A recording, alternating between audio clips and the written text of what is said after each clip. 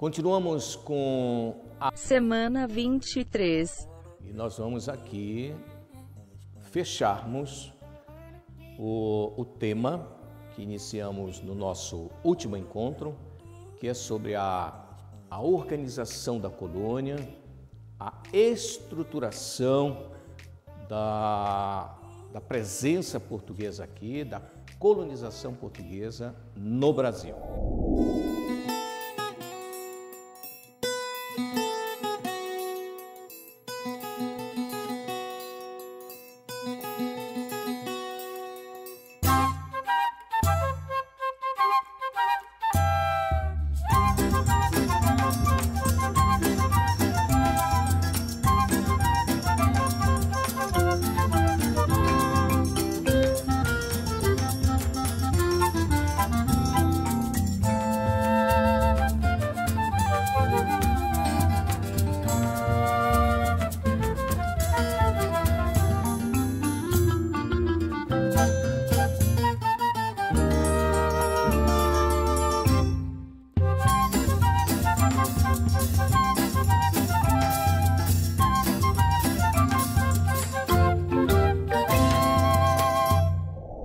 Fazer aqui uma comparação para que a sua compreensão fique legal.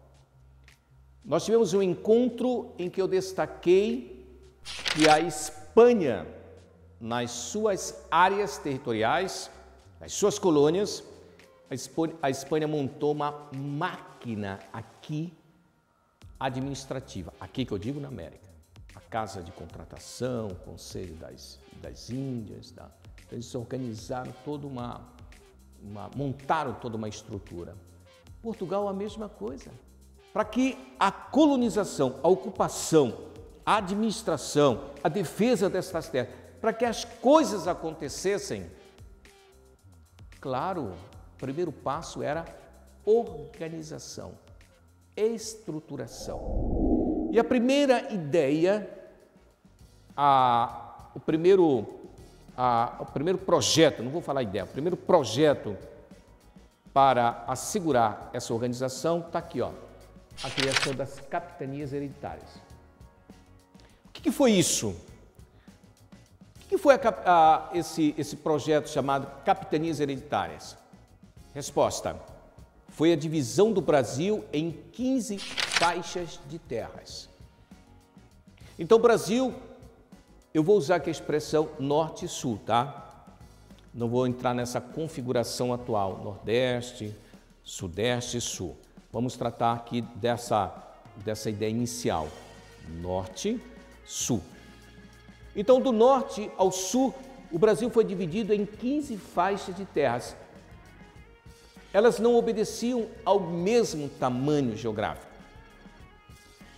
Nós temos capitanias com menor, outras com maior extensão.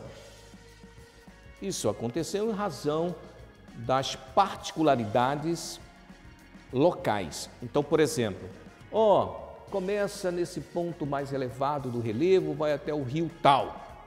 Então, eles usavam esses elementos da própria natureza para estabelecer limites entre uma capitania e outra. Por que hereditárias? O projeto previa que, com a morte daquele que havia recebido a capitania, chamado capitão donatário, com a morte desse capitão, desse que recebia a capitania, então um filho ou um membro da família, um sucessor, herda, hereditário, quer dizer, vai herdar. E, claro, assumindo todos os compromissos com a coroa portuguesa. Capitanias hereditárias. Ela foi criada a partir de uma experiência já desenvolvida por Portugal em outros locais, como, por exemplo, nas suas ilhas do Oceano Atlântico. Os Açores, Cabo Verde, Madeira. Eu também posso, só para efeito de não era igual, por favor, não estou dizendo isso, mas só para efeito de comparação, para servir como referência. lá na Idade Média, no feudalismo. Vamos lembrar do suzerano.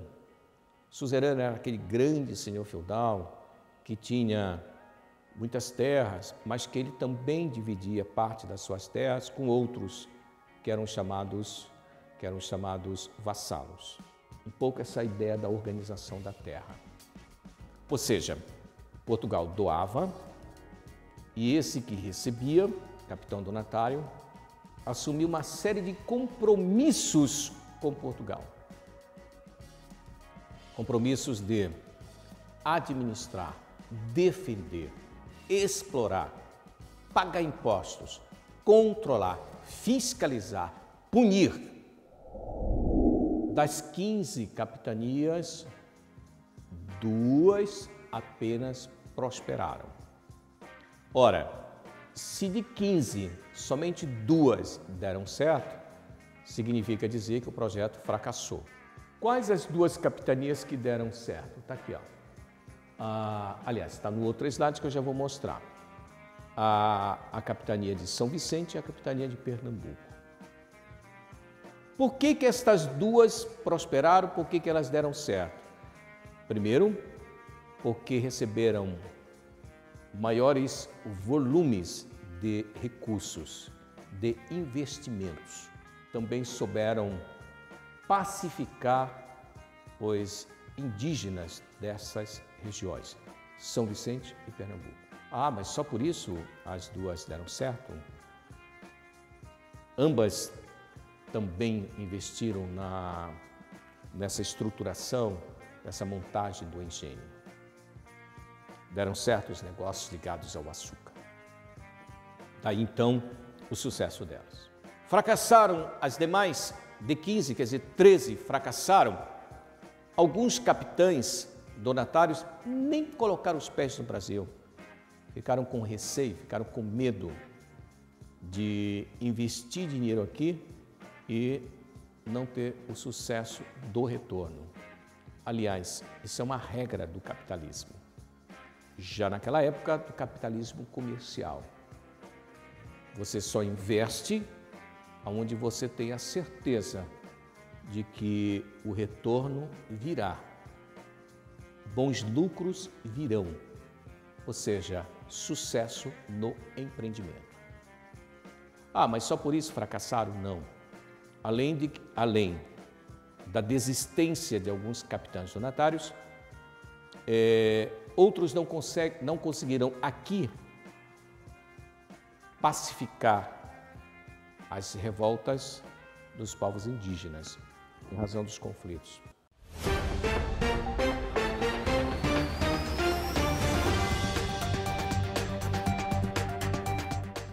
Vamos ressaltar aqui, os indígenas, dentro daquele conceito de selvagem, por favor, eles estavam apenas resistindo a essa presença portuguesa, a essa presença do colonizador português aqui. Não é que os índios atacavam porque eles eram selvagens, sem alma, malignos, diabólicos, ou a serviço do diabo, ou coisas desse tipo. Não.